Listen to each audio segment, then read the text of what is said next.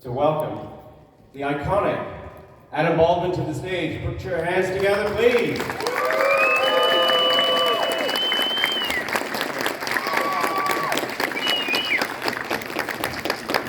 I was going to say more nice things. I told him to keep it short so we can just get started. Early comers get a bonus 5 minutes, easy. Aha. Late comers, tough luck. Toronto, eh? So how's your con been so far? Con's been great. I was hoping to go to a Maple Leafs game last night, but they're out of town, so I'm out of luck. I wasn't gonna fly over to Nashville. It's tricky. You're a Leafs fan? No. No, but I like hockey. I'm a Blackhawks fan, so a long ride one. But original six, yeah. So, okay, I'm a little intimidated. You worked with Kubrick. You've worked with so many great guys in your career. Where do we begin? I think for me, it was Ricky Lindemann. I mean, everybody wanted my bodyguard to be my bodyguard. How did that happen? Can you go right back to the beginning and tell us about that? This was the summer of '79. At the end of the school year leading into that summer, a local agency came to our high school, New Trier East High School, in Winnetka, Illinois, north of Chicago, looking for high school age kids. And I was kind of a misfit then. I was a hockey player when I was real young, but then my parents got divorced and things went wrong, and I couldn't compete with the guys that got to go to Canada for hockey camp. When they came back, I couldn't compete with those guys, so I became a misfit. And where do misfits end up? Either in the ashtray with the burnouts, or in the drama department. So, anyway, they came and looked for kids, and I was one of them, and I auditioned and got the job and did a couple callbacks and a screen test. And they weren't sure if they were going to shoot Chicago. They were actually looking at maybe Toronto, which I believe is where Chris Makepeace is from, and he was the lead in that movie. I had the title role, but he was the lead. I don't know, all the grudges. So long ago. This was summer '79. Get the Knack. My Sharona was the big hit on the radio that year. For those of you that might remember, the kids, you're gonna have to look that up. Those are the things that sort of place it in time for me. How old were my kids at the time? I didn't have kids then.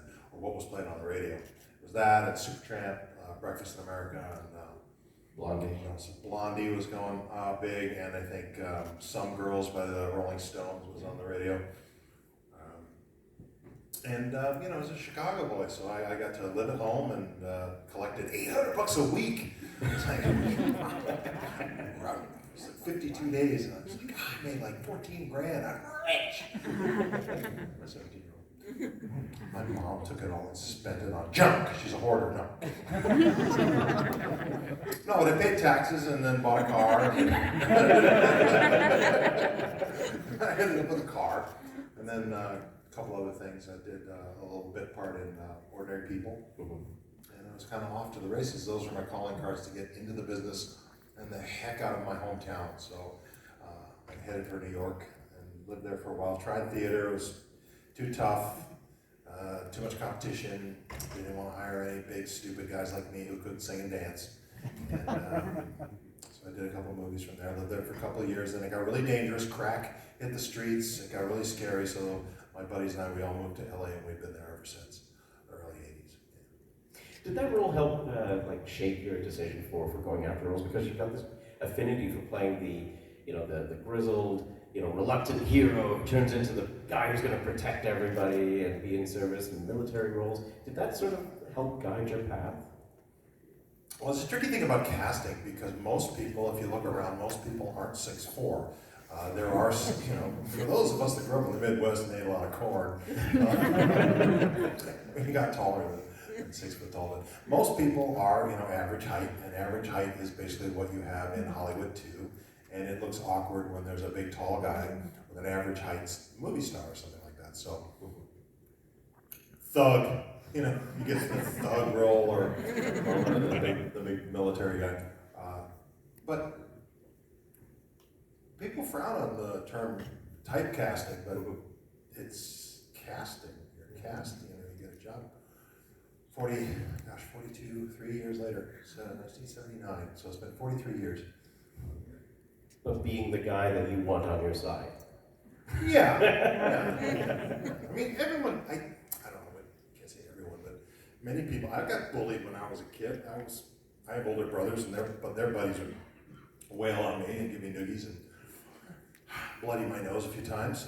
So I appreciate that bullying is evil. It's wrong. It's bad. So I'm glad that movie was part of my my formative years and my consciousness that speak out against bullies, stand up to them, or become a very fast runner. Well, speaking about running in places and locations, you've been in some really interesting places in the world. So do you want to describe some of those that stand out? Interesting you should say that. I know. It's, we set this one up. I don't need to know that. He indicated that. Busted. Yeah, I've been blessed to have been to Japan and Hong Kong and Australia, and I've been to Peru. I went to do a movie called 800 Leagues Down the Amazon, which was a Jules Verne epic. But we got to go to Lima and Iquitos, Peru, the headwaters of the Amazon River. Didn't take the side trip to Machu Picchu, which is one of my big regrets. But I had 2 young kids at home, and the shining path was kind of blowing up bank buildings and government buildings, and so my wife was like, just come home. So I didn't take that side trip. Japan, I got to go to Hiroshima, the Pagoda of Peace. There's a whole peace park there. Get to see all the memorials for the dropping of the atomic bomb. That's very controversial. Obviously, they hated it, but it was a necessary evil, I guess, because my dad was, I wouldn't be here if it weren't for the bomb. My dad was training to be a pilot for the final wave of firebombing of the mainland, and he probably would have been shot down and I wouldn't be here, so everything in life is a trade-off, but it was very profound to see the destruction, some of the buildings that were still there, shells of their former selves, and I was humbled by that. I made the hike up to the Pagoda of Peace, and I said a prayer, and just feel blessed that I'm able to walk this earth, for this short period of time. You only get one life. That's right. Use it well. Use it well. We've got to talk about Firefly. I mean, I've seen that. Firefly's boring. So over. Firefly for crying. Jane. Oh, okay. I love that song. I love that song. The man called me. So how did... Don't inhale gum. Don't inhale gum. Can you talk? Can you think? Can you breathe? Don't chew gum. Don't chew gum during interviews. How's that? I should put it on there. It's not the gum that freaks me out, it's the boogers. You get hepatitis with the fresh ones. Firefly. That's a line from my body. The kid Reisman reaches up and feel under the desk. Firefly. So let's start from the beginning. How did we land? How did we? Like I had something to do. We're all How did you land the role of Jane Collins? It was a normal audition process. I think that Joss had seen me do a little X-Files, and I think he had seen Full Metal Jacket. Who has? He was a Kubrick fan, so I think that got my foot in the door. But then I had to go through the regular audition process with the network at Fox, and I won the role. So I just decided to go all in and just be a character and go and do the reading. 1, carry the 2, 0, nothing from nothing. That whole thing, that whole scene was the audition scene. And I made them laugh in the room, and usually when you make them laugh in the room, you have a good shot at it. They don't do that so much anymore. It's all about send us in a self-tape, so you get to do the audition. I do it with my wife or my son. We'll read off camera, and then you just email it in or Dropbox it into them. Oh, thanks very much. You don't get the same sense of going into the room and meeting the creatives, as they call themselves, the creatives. And winning the room. It's just that you're on a video on some computer screen and maybe. So it's an interesting disconnect, especially, and it's been heightened. They were doing that a little bit before COVID for convenience sake, but now it's ubiquitous. Saves on gas. Saves on gas. I drive a truck too. So was there anything from your previous roles that you brought into Jane, like Animal Mother or anything like that? He was tall, not so bright, still handsome.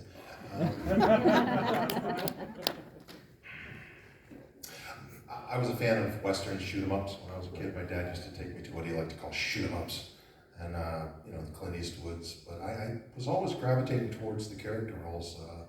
The Eli Wallachs and the Jason Robards of the genre. So I was just trying to be one of them guys. So I was just copying it. I think it was might have been Brando or Pacino or one of the great actors. They said the good borrow, the great steal. Probably Brando. Thief. Should speak ill of the dead, rest in peace. There's a funny picture, I hadn't seen this before, but James Caan was wishing Robert Duvall a happy birthday, and there's a picture of Duvall, it's like an on-set snapshot of Duvall holding what's basically a cue card or script for Brando. And James Caan said, "Happy birthday to my favorite cue card holder." Because Brando was notorious for using lines that were pasted on the wall here and there. Which I think is fair, because sometimes, I would do that once or twice, and it's really a matter of, okay, for instance, the scene in Firefly, where I'm about to be spaced and thrown out of a aerial. It was so loud because they had to make it windy. I couldn't hear what Mal was saying, so I had to kind of read his lips. So when they were shooting this way, I kind of had the script just as a reference, so that I could, okay, this is where we are in this scene. And so it's not cheating, it's reference points. Every other line of work, you can have bullet points, and see, he's got a notebook for interviewing, so why can't actors? You can't, I knew the scene. It's really about, do you know the scene? If you haven't read it at all and you're just learning it as you go, that's not good, that's not cool. But if you have it there as reference, so in Brando's defense, it's not cheating. That's cheating, but it's not unprofessional. But to be fair, they also expect that I don't have any talent, so. Yeah. It's not a stage play. You don't have 2 weeks of rehearsal to get the scene right. It's like, okay, this is what we're doing today. All right, we got an hour? Okay. So speaking of anecdotes, does that burst your bubble? Does it make you think does anybody less of an artist? Okay. Nope. Okay, good. Emotional counselors are at the standby, just in case. Oh, it's not real! He's not really on a spaceship. It's okay, I'm just going to scratch out my process questions here, right? That's your motivation. So, speaking of anecdotes, what's your favorite anecdote from Firefly? Anecdote as in... Funny story. Oh. Pleasant memory. Awkward moment. I don't know. Alan and I used to get into it about different aspects of life and learnings. But Alan taught me a wonderful lesson. He went to Juilliard and he said he hated it, but don't tell anyone he said that actually. He'll tell you. He said it publicly. I've seen it. But he loved clown theory class. And he sat us down at dinner one time and I said, well, explain clown theory. Excuse me, I had never heard it properly explained. And if you get a chance to ask him in a panel anytime, have him go off on clown theory. But in a nutshell, it's the clown, be it an angry clown, a sad clown, happy clown, whatever it is 100% committed to the emotion. So a sad clown is 100% sad about everything, and a happy clown is 100% happy about everything. Except, so I would have to pretend or be 100% committed to being happy about sitting here with you were I a happy clown. But I'm not. I'm merely. I see you've talked to my wife. I love your wife. She's very nice. Very nice. Your better half bite. Where were we? Clown theory. Clown theory. That's basically it. Favorite anecdotes. Yeah. Favorite anecdote were my run-ins with Alan Tudyk, and of course Nathan's leadership made it so wonderful. I've been blessed to have Nathan Fillion as my number one on the call sheet leader in our department, as our on-camera department, as we like to call ourselves. And also Zach Levi from Chuck. He's two of the great leaders that just makes you encouraged and loving being at work every day when they're there. Did you get that same feeling when you reunited with him on Castle? Oh, sure, yeah. He was very nice to invite me to do a couple of episodes of Castle.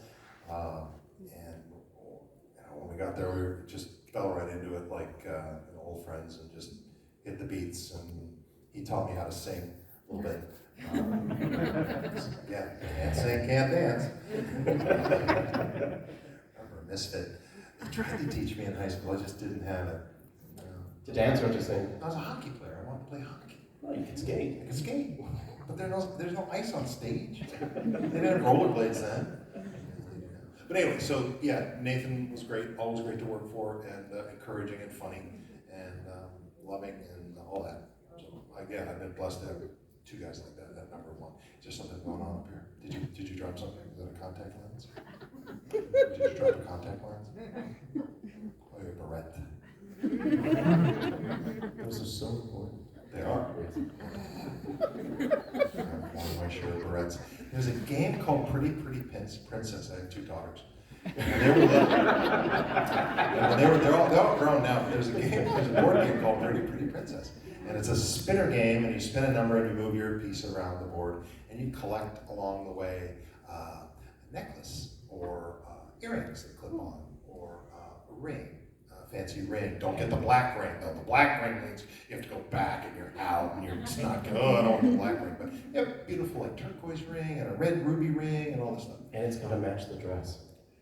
That's right. That's right. So we had a dress up room. So they loved having me like put on the earrings and the necklace and the crown, and they loved it when I would spin and it would be, you got the black ring. So I've been in costumes, I've had barrettes and earrings on, and I'm not ashamed of that, because I did it for my daughters. I tried to make them happy and laugh, because I knew later they would make me miserable. And I feel your pain. $2. But they're off the payroll. They're off the payroll now, so it's great. So you've done a lot of voiceover and roles for animation and computer games recently. So what's that transition like, doing performance on stage and behind the camera to digital? Well, voiceover work is it's very compartmentalized. You're sitting in a booth or at home, even just transmitting via internet and doing your voice with a good script, hopefully, and imparting a good character via animation or computer graphics, however. So that's fun, and rarely you can get into a room with the other actors, like I was doing the Jackie Chan events, or the Adventures of Jackie Chan, and you'd sit in a room with Clancy Brown and a few other actors, and get to know each other over the course of weeks and months. That's a cool person to partner up with, is Clancy Brown. He's hilarious. He's hilarious. He gave me some of the best advice to Firefly had just been canceled, and I was never going to work in this town again. But we were desperate. We were really heartbroken and very sad at the end of that when it was canceled. You feel my pain?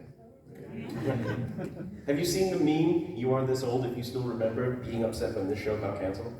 No. It's still so vibrant. The demand for that show is still there. Yeah. So I was hang-dogging it at the easel with the script and the microphone in between takes. And I was, 3 kids. What am I going to do? I'm never going to work in this. I have to find another job. But I used to have this one to keep me going, pay the rent, and all that stuff.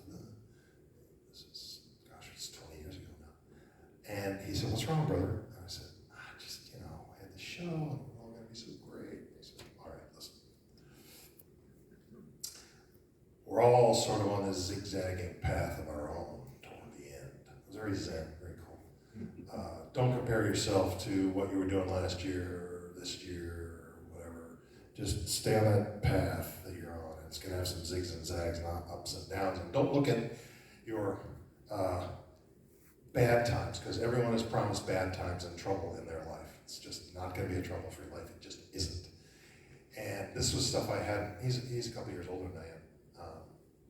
And I found that so calming and reassuring that I took a big, deep breath and thanked him and relaxed a bit. And I wasn't desperate on my next auditions. And then I got jobs after that and hooked up and won the role in Chuck and other things.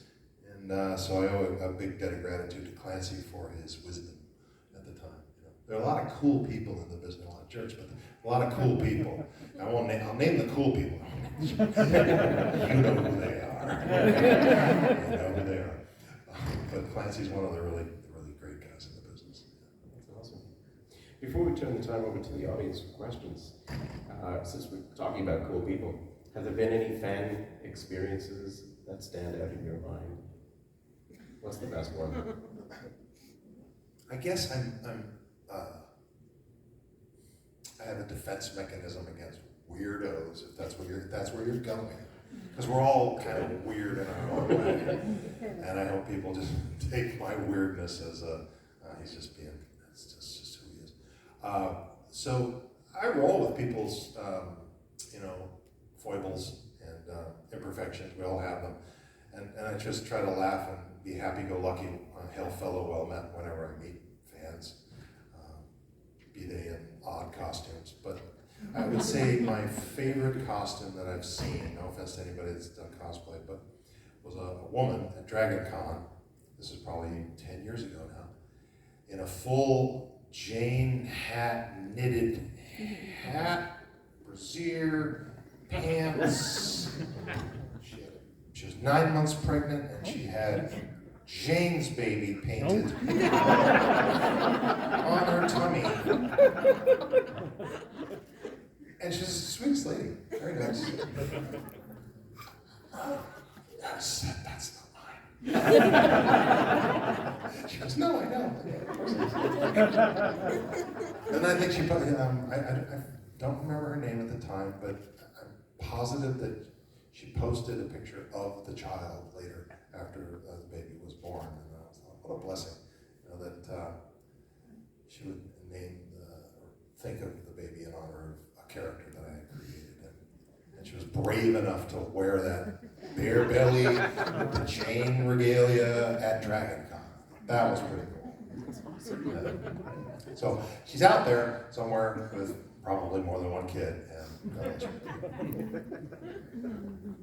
And I do want to actually acknowledge and say thank you to our sign language interpreter who's done an amazing job this weekend. And it has been overdue. I've not said thank you, and I'm saying thank you now. So thank you. Is it difficult? Because it doesn't look easy. But she does it well. Do you have any questions? Right here. In 1996, you actually did the film Independence Day with Will Smith. How did you get that role? And of course, what was it like working alongside Big Willie? Will Smith's a great guy. His favorite phrase that he has is, if you stay ready, you don't have to get ready. And he's right. So when you're young, do that. When you're older like me, just have fun. This time is short. I got the role, I think, because Major Mitchell was available, and B, my friend was producing the movie, so that was a good foot in the door. The great Dean Devlin, he produced the movie. His father produced my Bodyguard, so it's not quite nepotism, but he was the best man at my wedding and introduced me and my wife. And he knew shoes for the kids and that sort of thing. To be quite honest, I said, please give me any job. And then when Patriot rolled around again, I said, please, again, another job. And I said, got one for you. But you have to burn a church with people in it. I'm like, well, is it a pretend church? It's a pretend church. It's made of balsa. Oh, okay. There's a question right here. Yes. I was working with Zachary Levi again, and do you know if the Chuck reunion is coming? Zach Levi, like I said before, one of the greatest number one on the call sheet in my experience. And I got to reunite with him on a movie called American Underdog, the Kurt Warner story recently. It was great. The guy took a beating, as a quarterback. We had some stunt guys in there, obviously, who were really genuine, authentic arena football players, and they were really beating the crap out of each other, so that was fun. Zach stood in there and he took his licks as well. But we have a couple scenes together, and I get to run him through his paces, and I play as one of his coaches. It was great. It's like slipping on an old gray leather coat, when you get to work with friends like that. And I don't know about a Chuck reunion. I know that Zach has said publicly that he would like to make that happen. It's above my pay grade. If it happens, great. There's an old saying in Hollywood, some of you have heard me say this before, but I don't believe anything until the check clears. But if I was asked to reprise the role of John Casey, damn right I'd jump at that. That'd be great. Same thing with Jane Cobb, but it's too soon. The one thing I'll say about Jane is, people ask me, what's your favorite role you ever played? And I've had probably 5 or 6 milestone roles in my mind. From my Bodyguard to Full Metal Jacket and Jane Cobb and John Casey and then Mike Slattery in the last show. But the one that romantically speaks to me the most is Jane, because I didn't get to complete the character. I didn't really get to finish the arc. It was cut off too soon, even though we got to do the movie. Serenity, but that's one that would be wonderful to revisit. I know it's been written about a lot. There have been comic books and some graphic novels about it, but that's not me actually doing it. It's the writers, the creatives, the special creatives. That's a word, yeah. Love I think we had a question right here. Yeah, Chuck was very good. I remember when they started looking at the show, but in the process of casting, you were in the casting process for meeting all of these actors. How was meeting with Morgan? Oh, How was that one? the casting process on Chuck was basically the same thing. I had to go through the whole testing process, meet the creatives, and then the studio, and then the network, and you got to go through each testing process. But as soon as I saw Zach there, who's 6'4", I'm like, I got a shot at this. Because if Chuck is going to be only 5'11", I got no chance. So I felt relieved. My wife told me something very important in the casting process, and it came about the time of that Clancy Brown story, when I was unsure of myself and what am I going to do? How am I going to buy new shoes for the kids? And diapers, and food, gas. It's way cheaper then. But she said, when you do this sort of thing, you have to go in on a platform of love. You have to love the process. Obviously, you have to be prepared, but you have to love the process. You can't be afraid of it. You can't be afraid of the people in the room. You can't be afraid of your competition, especially. She said, love the competition, because it's usually between you and one other guy or 2 other guys. And speaking for myself, it's me and 2 other guys who are up for the role. Love them, Don't be afraid of, oh, he's in here now, he's gonna get it. Don't be that guy. Be like, well, so I came up with this little mantra for myself. Well, if you don't get it, I hope I do. And that's been sort of my mantra, and it works, because you go into the room fearlessly. That which is not love is fear, and they can smell fear in the room, and you're not going to get the job if they know you're afraid, because they need somebody reliable who's not afraid, that's ballsy and can go in and kick butt and get it right, and that's what professionals do. So that's what I do. Sensei, teach me. Who was next? I think we had this gentleman.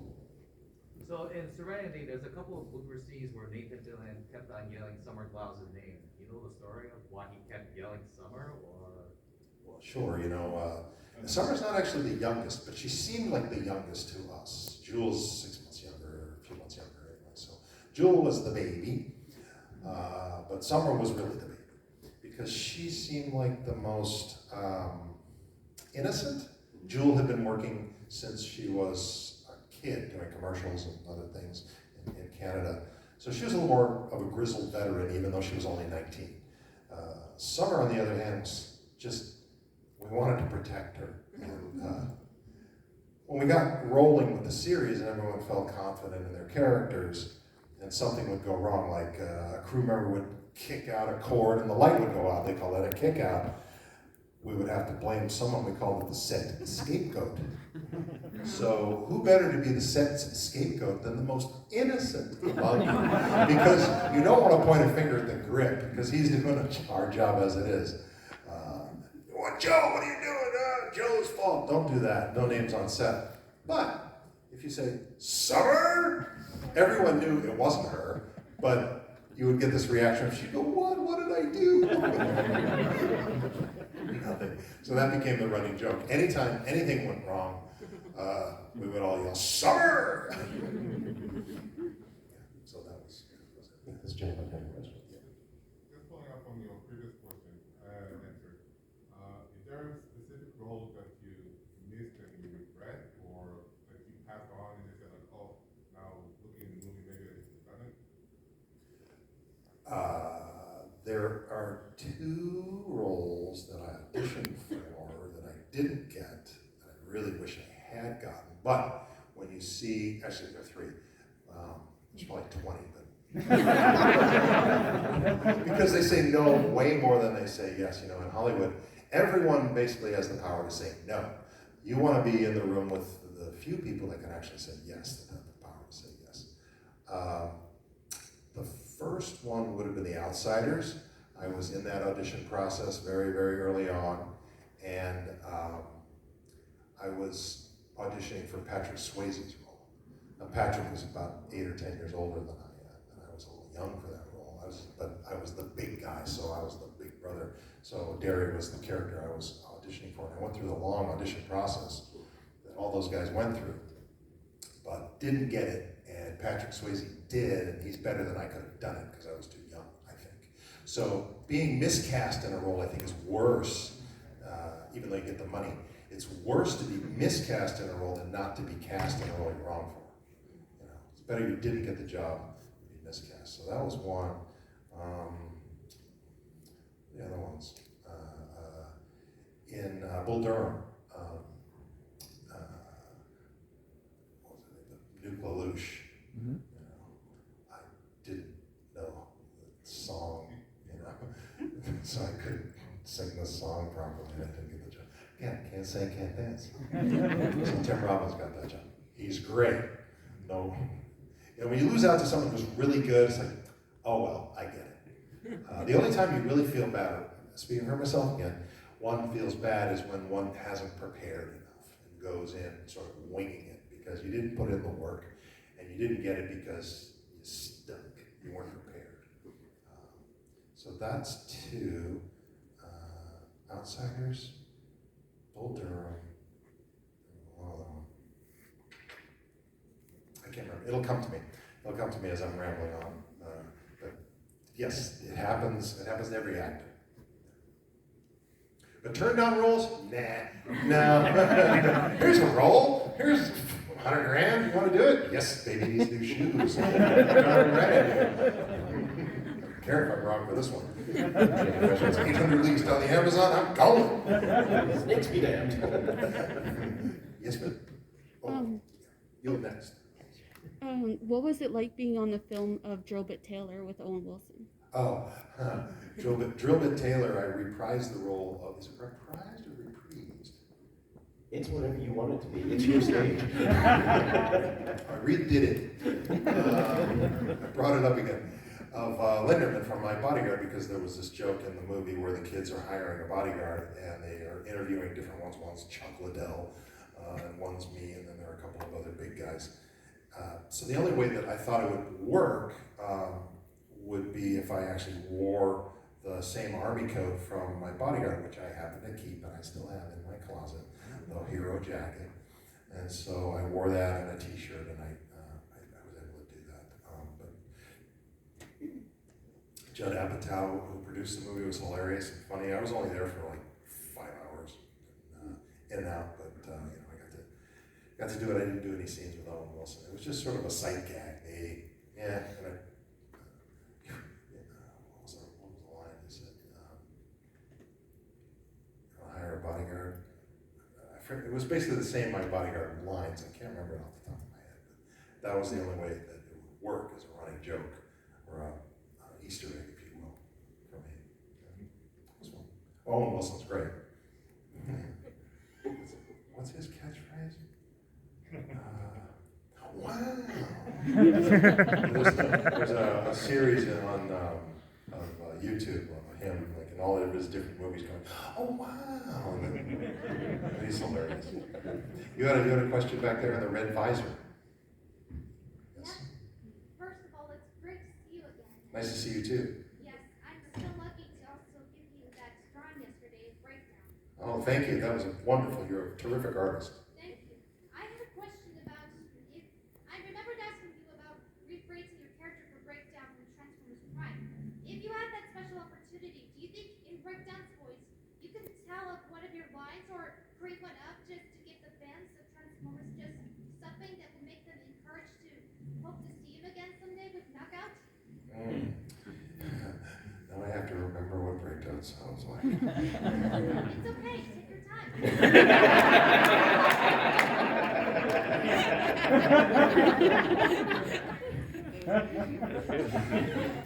To be quite honest, I'm not exactly sure what Breakdown's voice was exactly at the time. Was he a tough guy like this? I Sort don't. of like a tough guy, but I remember that he used to be once a wrecker like Bulkhead. And I know that the two of them became rival enemies. But there was one line that I remembered him saying that I think it was, "It's hammer time." It's hammer time! There you go.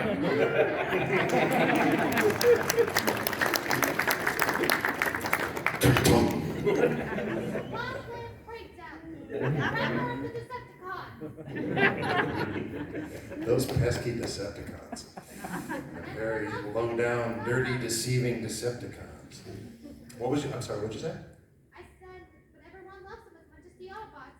Don't have to complain about that. No, I don't. The key is, here's another one of my ethoses and my mantras is, this is a character that they could kill off in any episode. Make yourself lovable as quickly as you can.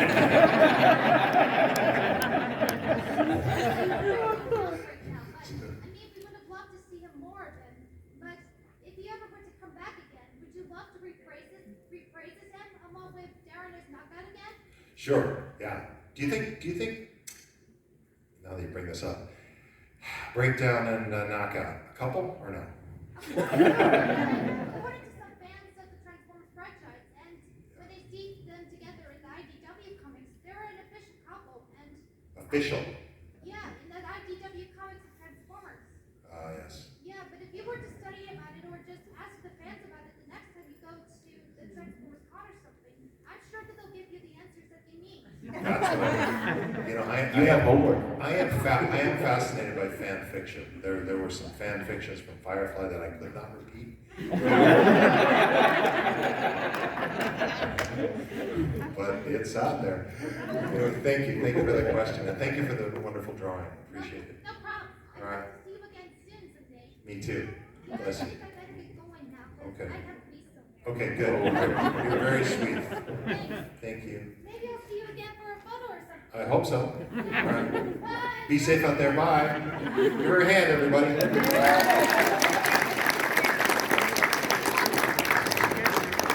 think there's a guy she gave me this wonderful drawing of breakdown and knockout as an official couple. There's your love. Ah, yes. That's a tough act to follow. I'm gonna try it. So you played Full Metal Jacket and you played Animal Mother. Now, I was really surprised about you didn't have a military background because you handled the M60 so well. And we, when we're trying to pose with the M60, but we don't have that. So I'm just curious what background you had and what you went through on the film to kind of play the role because you played it very effectively. You in the service? We were prior. Okay. You're former military? Okay. Animal Mother's trigger discipline left something to be desired. And I regret that.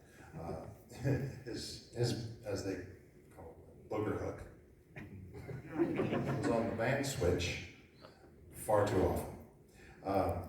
However, once I got comfortable running around with that thing and heating up that barrel, but later on when I was doing The Last Ship, we had a technical advisor with our weapons training, and he was a Navy SEAL, a U.S. Navy SEAL, and his name was Tony, 6'5", probably 265, just jacked, just ripped, a SEAL. And we were talking in between takes of running and gunning on our show at the time when we got to talking about Full Metal Jacket. And he just sort of casually leads me down this dark alley of conversation. Full Metal Jacket, that was pretty good. We appreciated that in the SEALs, and I know the Marines really appreciate that too. It's a good movie, and Animal Mother's a fun character, really cool. That M60 you carry, that's pretty cool. What did that thing weigh? Was it heavy? And I said, well, as I recall, it was 18 pounds, and you got to put the ammo on. The ammo wasn't as heavy because it wasn't fully loaded, and sometimes it was blanks. Yeah, so after a few hours, it got kind of heavy, and he just takes this deadpan beat. You gotta remember, I'm big, but this guy, Navy SEAL. He goes, just get stronger.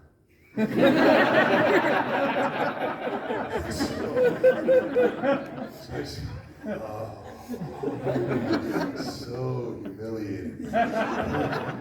Because I get to play act it, and I'm a soldier on TV sometimes. I didn't serve. My dad served. He was in the Naval Air Corps at the end of World War II, and many family members that have served. I didn't serve. I pretend to serve. And so when I get a chance to sit with someone that is authentic as the real deal, I am nothing but humbled and respectful. But that M60, when you go back and look at Animal Mother and those first couple scenes, waving that barrel around, not good muzzle management, not good trigger discipline.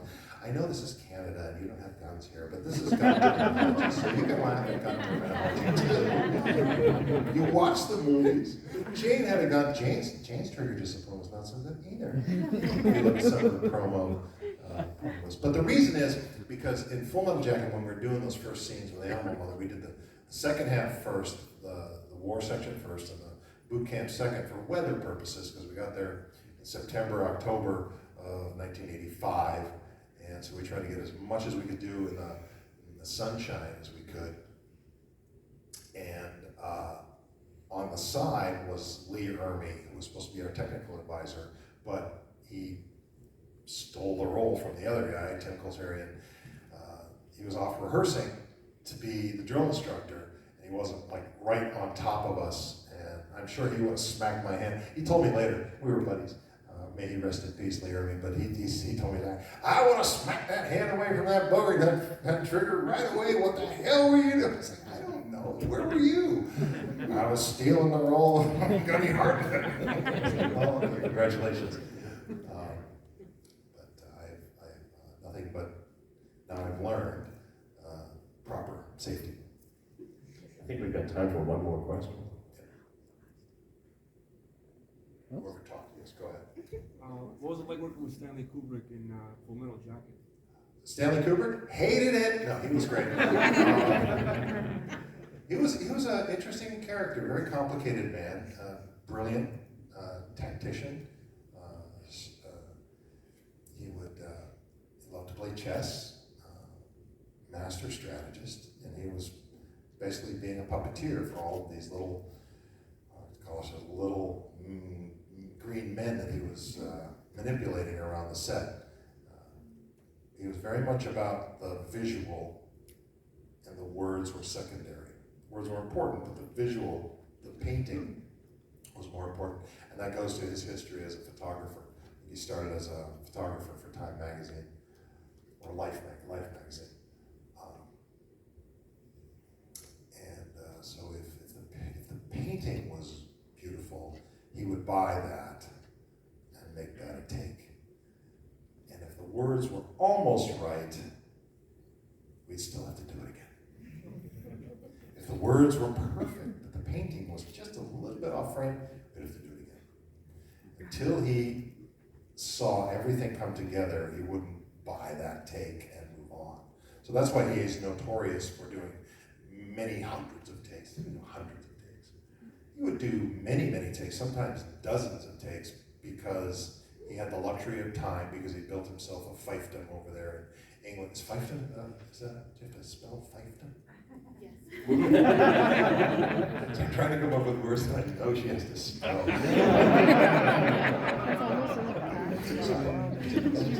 We're having fun, right? His little fiefdom that he built over there. So he didn't have to travel, and he had the luxury of spending as much time as he would like to do it his way. He didn't like to travel to Hollywood. He didn't respect the money guys, the non-creatives, as it were. So the reason he was able to get away with that is he kept his costs low. So they couldn't say, well, you're running extremely over budget. He wouldn't. He would keep his budget below. Gosh, I think Full Metal Jacket was under $15 million to shoot. I'm not exactly sure, but I know it was under 20, and it's his most successful movie, financially speaking. And I was just honored to be a part of that. But he was a tough nut. He was kind of like your father. You love him, you hate him, you don't want to listen to him sometimes, but you know you have to. Well, Is there no time for one more? No. I think there was one more question. This guy. There you go. So what was it like working on the last ship? Thank you. The Last Ship, if any of you haven't seen it, sort of foretells the pandemic, if you will. It's a story of a pandemic, the red flu, and our mission is to stay alive, find the cure, and save the world. And so the arc was wonderful. I got to spend a lot of time sitting and walking around on Navy-guided missile destroyers with actual commanders and admirals teaching us the ins and outs of both destroyers, aircraft carriers, and even some submarines. Very complex, high-budgeted show on TNT. If you get a chance to see it, the first 3 seasons are crackerjack, really great. And then it's hard to keep it going, although I think we did, but they're short and truncated seasons, so the quality, like when you do a 10-episode season, which we did in the last 2 years, the quality tends to be a little bit better in those 10 episodes, because like the creatives again, what are we going to write this time, Joe? I don't know. But again, I was play acting at it in a Navy uniform, so we tried to give it as much authenticity as we could. And did we save the world? That would be a spoiler. Thank you. God bless you, Toronto. Thank you for having me. I'll take my gun. Nice. You must be a dad. Good job. Sure, yeah, absolutely. Stop by. Yeah, go for it. Go, hit it. All right. See you. Thank you.